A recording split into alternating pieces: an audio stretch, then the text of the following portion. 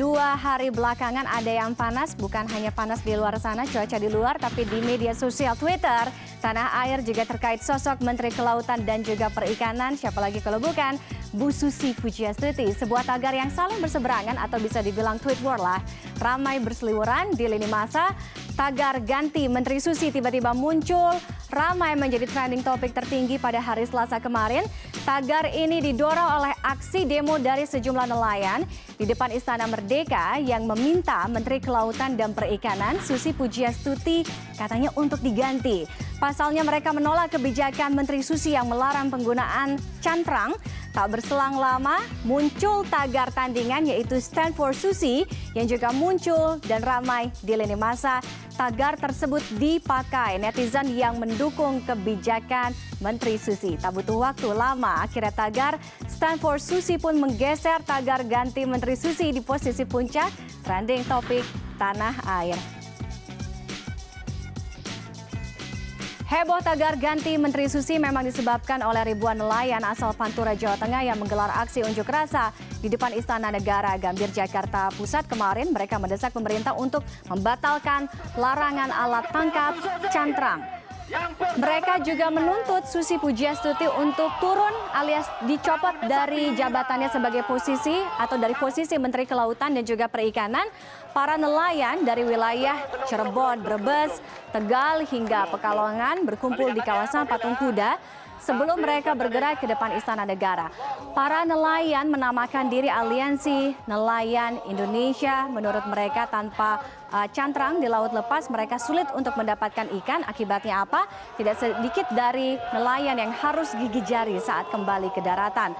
Nelayan-nelayan ini mendesak Presiden untuk segera mencopot Menteri Kelautan dan Perikanan Susi Pujiastuti.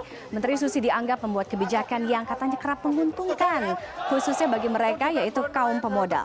Kita datang dari jauh, di sini tunjukkan. Sejak mendapat mandat sebagai Menteri Kelautan dan juga Perikanan, Susi Pujiastuti memang tidak lepas dari sorotan media dan juga masyarakat. Pasalnya sejumlah kebijakan dari Bu Susi ini atau Menteri Susi selalu mengundang perbincangan. Ada yang pro seperti biasa dari sebuah kebijakan, tapi ada juga yang berseberangan alias yang kontra. Mungkin kalau kita lihat dari selama Bu Susi ini menjabat atau menempati posisi sebagai Menteri Kelautan dan juga Perikanan, yang paling khas, yang paling sering kita dengar adalah kata-kata tenggelamkan. Tenggelamkan yang tidak makan ikan, tenggelamkan yang tidak menyajikan ikan saat perayaan atau peringatan Hari Raya Lebaran kemarin, dan juga tenggelamkan kapal-kapal pencuri ikan. Kita lihat beberapa, sedikit dari banyak, mungkin sedikit saja beberapa kebijakan dari Menteri Susi yang kemudian mengundang pro dan juga kontra.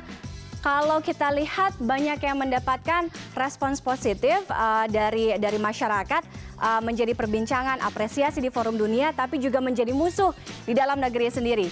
Yaitu yang pertama terkait dengan penenggelaman kapal asing, yaitu dalam sejarah atau selama Menteri Susi menjabat sebagai Menteri Kelautan dan juga Perikanan, sudah ada kurang lebih di atas 100 kalau kita lihat kapal-kapal asing atau pencuri-pencuri kapal yang berhasil ditenggelamkan oleh Menteri Susi ini.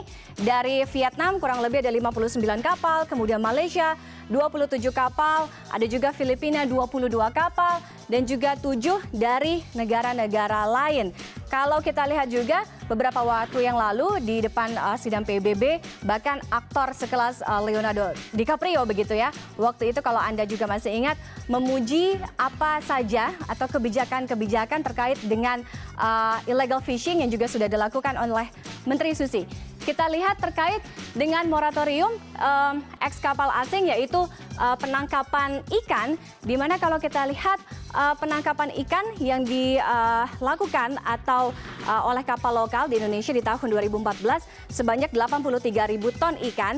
Jumlah ini meningkat di tahun 2015 menjadi 146.000 ton ikan. Sementara kalau kita geser, ini penangkapan ikan oleh kapal asing di tahun 2014 jumlahnya 482.000 ton ikan, dan ini turun kemudian di tahun 2015 menjadi 289.000 ton ikan. Ini juga akhirnya berkaitan mendapatkan apresiasi semacam prestasi dari Kementerian Kelautan dan juga Perikanan, khususnya Bu Susi, terkait juga dengan perdagangan ikan yang ada di Indonesia, di mana perdagangan ikan ini jumlahnya persentasenya naik. Kalau kita bandingkan misalnya dengan negara Thailand begitu yang jumlahnya turun, Indonesia menjadi salah satu negara yang mengekspor atau mengekspor ikan-ikan ke sejumlah negara lain.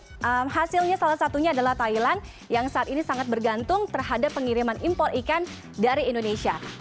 Berikutnya terkait dengan realisasi PNBP di tahun 2015, jumlahnya masih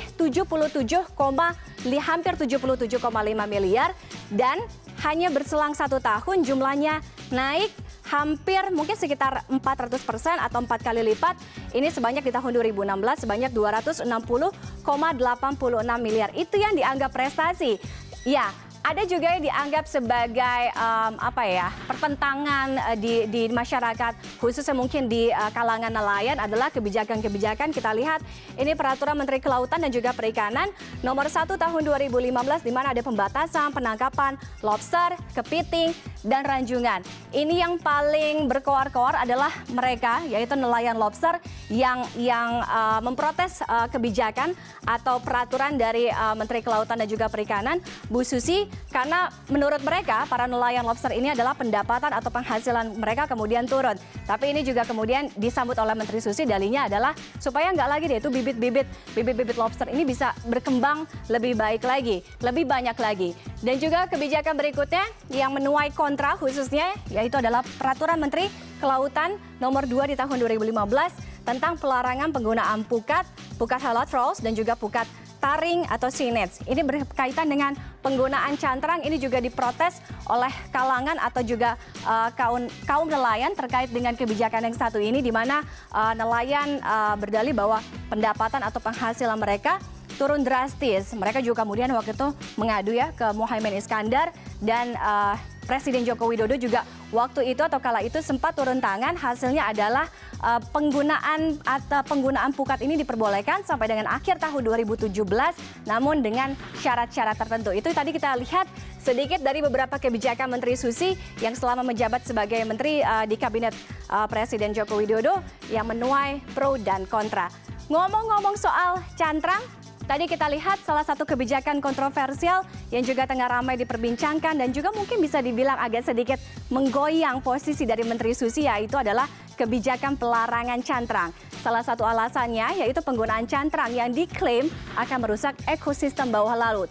Lalu sebenarnya apa sih cantrang itu? Kita simak, ini dia liputan selengkap.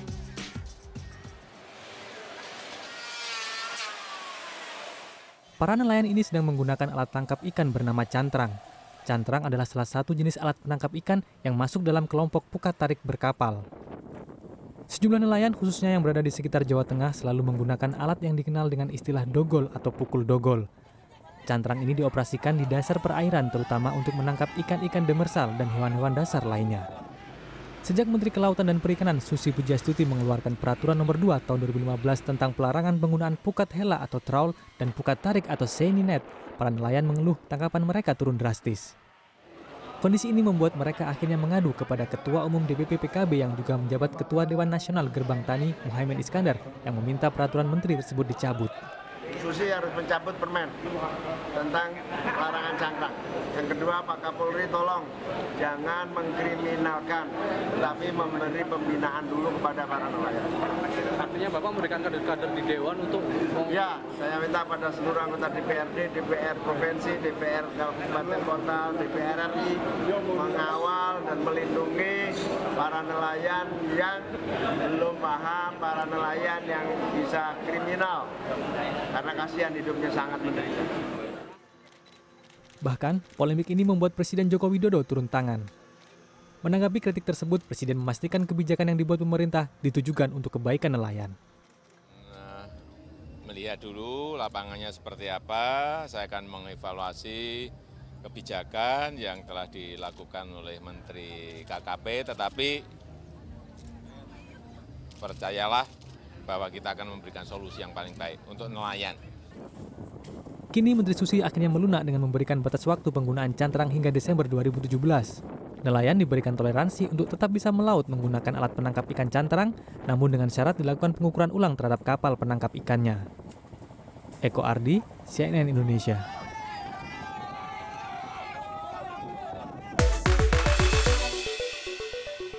Intinya jangan main-main sama Bu Susi, kalau nggak makan ikan ditenggelamkan. Kita bahas terkait dengan peran tagar Menteri Susi ini, sudah bergabung bersama saya melalui sambungan Skype, yaitu Rian Aryesta, yaitu analis dari Political Wave. Mas Rian, selamat malam. Selamat malam, Mbak. Mas Rian, saya harus tanya analisa dari data yang Anda punya dari Political Wave, bagaimana posisi dari dua tagar ini, trennya seperti apa? Yang satu, ini adalah dua tagar yang sangat-sangat berseberangan, ganti Menteri Susi, stand up for Susi. Mana yang menurut Anda yang lebih yang lebih naik secara tren jumlahnya? Kalau bicara secara jumlah, justru tagar dukungan untuk Menteri Susi dan Susi ini yang jumlahnya lebih banyak. Padahal yang tagar negatif ganti Menteri Susi ini muncul lebih dahuluan dan sempat menjadi trending topik. Tapi itu cuma sebentar, langsung diganti tweet hashtag negatif itu langsung diganti dengan hashtag positif oleh para sosial media di sana. Oke, artinya sekarang yang lebih banyak dicuit oleh netizen di tanah air adalah yang lebih ke arah positifnya, mendukung kebijakan dari Menteri Susi, stand up for Susi. Mas Rian, kalau Anda lihat sentimennya seperti apa, perjalanan sentimen terhadap kedua tagar ini? Nah, ini justru ada fakta yang menarik. Walau netizen menuliskan tagar negatif ganti Menteri Susi di dalam tweetnya, tapi mereka membuat tulisan yang sebenarnya mendukung Menteri Susi. Jadi walaupun mereka menggunakan tagar negatif itu, tapi justru mereka mendukung dengan misalnya, ini tagar ini kayaknya salah deh, soalnya Menteri Susi sudah bekerja dengan baik.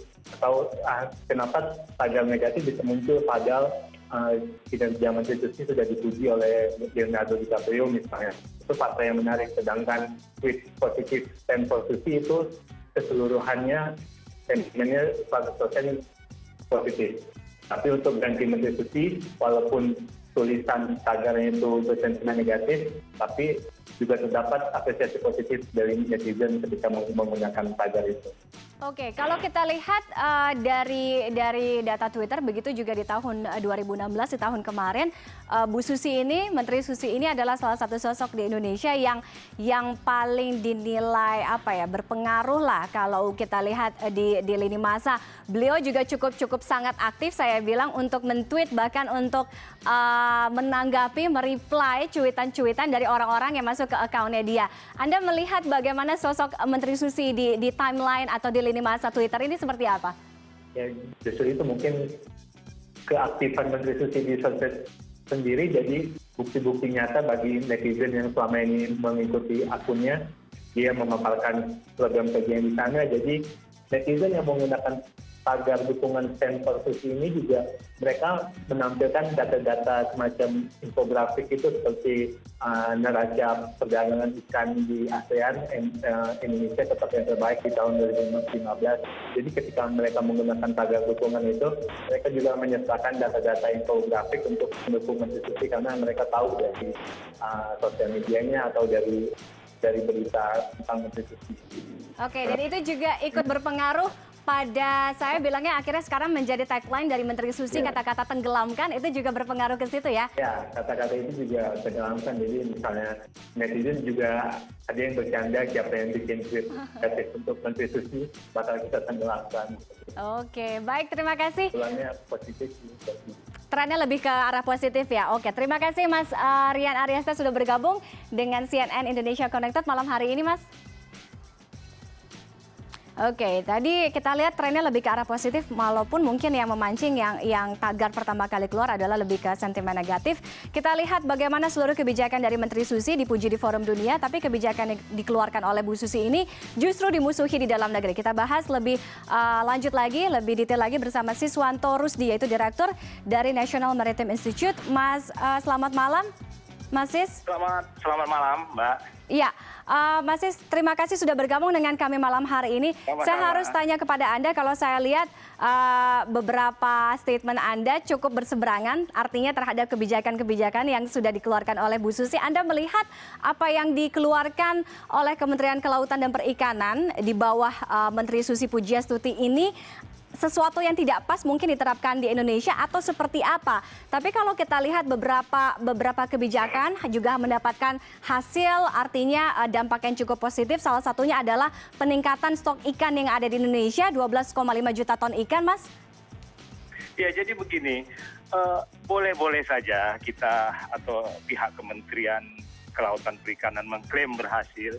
Tetapi jangan lupa Menteri Keuangan itu sudah memberikan statement dulu bahwa sektor perikanan itu pajaknya rendah loh, nggak sampai 1 triliun gitu loh, Mbak.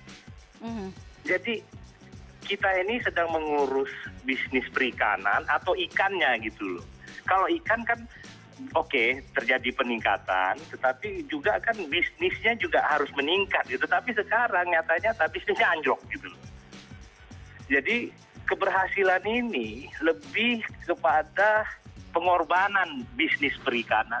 Jadi kalau menurut saya seperti itu gitu. Ibu Susi dan kementeriannya oke, berhasil meningkatkan stok ikan, mengebom sana sini gitu. Tapi akhirnya apa yang terjadi, bisnisnya hampir sekarat gitu. Dan itu juga yang akhirnya yang menurut Anda menelantarkan kesejahteraan dari para nelayan Indonesia. Jadi Menteri Susi sibuk dengan kegiatan yang lainnya, tapi tidak. Salah satunya mungkin kalau kita lihat kesejahteraan, misalnya upah dari nelayan itu juga. Ya, betul. Jadi kan begini, nelayan kita ini kan banyak nelayan kecil loh, Mbak gitu. Postur armada kita itu kapal-kapal kecil, 5 GT, 10 GT. Yang besar-besar itu nggak banyak gitu loh. Paling 1-2% dari total armada kita. Nah, sekarang kita ambil contoh kebijakan cantrang ya. Itu kan katanya untuk nelayan yang relatif besar, kapal-kapal yang relatif besar. Tapi jangan lupa yang cantrang di kapal kecil juga kena. Akhirnya inilah yang memukul balik ke Ibu Susi gitu loh. Mereka maju memprotes Ibu Susi. Dan menurut saya ini alami gitu loh. Tidak seperti tudingan sebagian orang pendukung Ibu Susi bahwa ini dipolitisasi gitu. Oke, cantrang artinya Anda berseberangan dengan kebijakan itu, tapi kalau kita lihat seperti moratorium eks kapal asing, penenggelaman kapal-kapal pencuri, apa pendapat Anda? Jadi begini, moratorium kapal itu, kapal-kapal itu kebanyakan sudah di bendera Indonesia kan dan legal seluruhnya gitu loh, Mbak. Jadi tidak ada kapal ilegal sebenarnya, itu kapal asing yang dialihkan statusnya menjadi kapal kita dan sah gitu. Itu pun sekarang masih ditenggelamkan gitu loh. Jadi akhirnya inilah yang membuat pengusaha perikanan kita yang rada besar menjadi anjlok kontribusinya gitu loh. Ini terbukti dari usaha-usaha ini juga sekarang sedang sekarat gitu loh. Jadi yang pengusaha besar kena, pengusaha kecil kena gitu loh. Nilai stok ikan bertambah iya, tapi usahanya cenderung mati gitu loh, Mbak. Oke, Anda melihat terkait dengan kebijakan pelarang penggunaan cantrang, ini kan artinya sudah dikaji penggunaan cantrang ini diperbolehkan sampai dengan akhir tahun 2017 sampai dengan Desember 2017, asal ada syarat-syaratnya. Namun setelah itu kebijakan penggunaan cantrang akhirnya kembali diberlakukan. Anda melihat ini cantrang menjadi batu sandungan, akan seperti apa ke depan? Kalau menurut saya begini, cantrang ini kan 2 kali sudah diperpanjang nafasnya di zaman Ibu Susi juga. Pertama di tahun 2016 juga dilarang, tapi di demo besar-besaran sampai 2017. 2017 mau ditutup, di demo lagi nanti di awal 2018.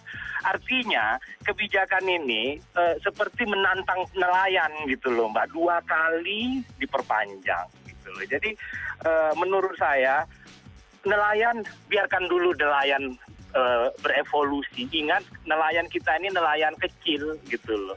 Program-program pemberdayaan nelayan, program kapal ikan Ibu Susi gagal. Dan kapal yang dibangun, kapal yang dibangun lagi-lagi kapal kecil. Akhirnya kita punya kapal kecil itu oversupply gitu loh, Mbak.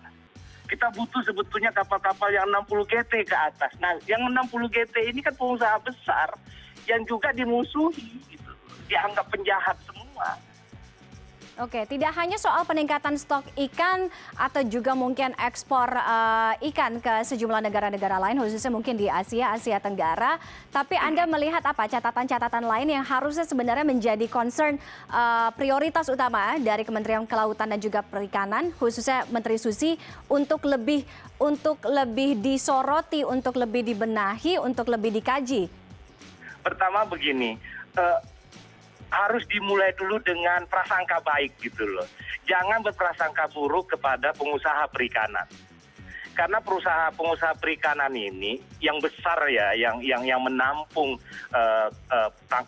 penangkapan nelayan yang kecil atau juga mereka menangkap sendiri, ini harus disangka baikkan dulu. Mereka tidak seluruhnya penjahat gitu loh. Nah, ini sangat tidak, kalau menurut saya ini tidak mendapat tempat gitu loh. Mereka dianggap semuanya mencoba mencuri ikan, melawan hukum. Nah, ini dulu yang dirubah. Selebihnya menurut saya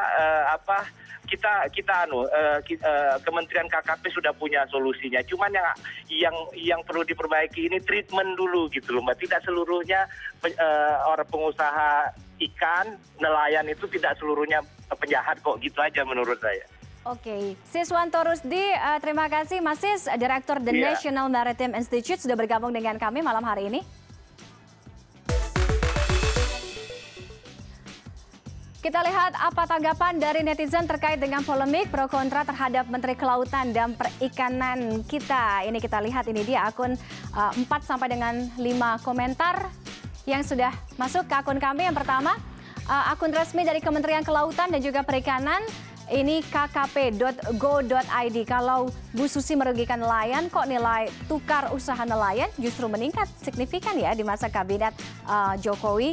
Kemudian Akif Aizwaf, pelarangan cantrang mendadak, aturan dan sosialisasinya kan udah jauh-jauh lama, tapi baru sekarang pemerintah hanya tegas, tagar Stand for Susi. Ini juga salah satu yang mendukung kebijakan dari Bu Susi. Berikutnya dari Satuan Tugas 115 yang juga menyemangati menteri kita, katanya jangan gentar Komandan Susi, terus perjuangkan laut Indonesia yang bersih, sehat dan juga transparan, tenggelamkan pokoknya. Dan cuitan yang terakhir ini cuitan yang kontra muncul dari akun Twitter Daniel Johan, Wakil Ketua Komisi 4 DPR. Menurutnya adalah kebijakan yang satu ini tidak mempertimbangkan aspek sosial, ekonomi khususnya bagi komunitas atau para nelayan. Hashtag nelayan menggugat. Dan oke, masih ada satu lagi. Ini dia cuitan dari @JS75Kiss, orang salah kok didukung, kalau orang benar itu mau duduk bareng rakyat dan juga menyelesaikan masalah-masalah lewat kebijakan yang dibuatnya.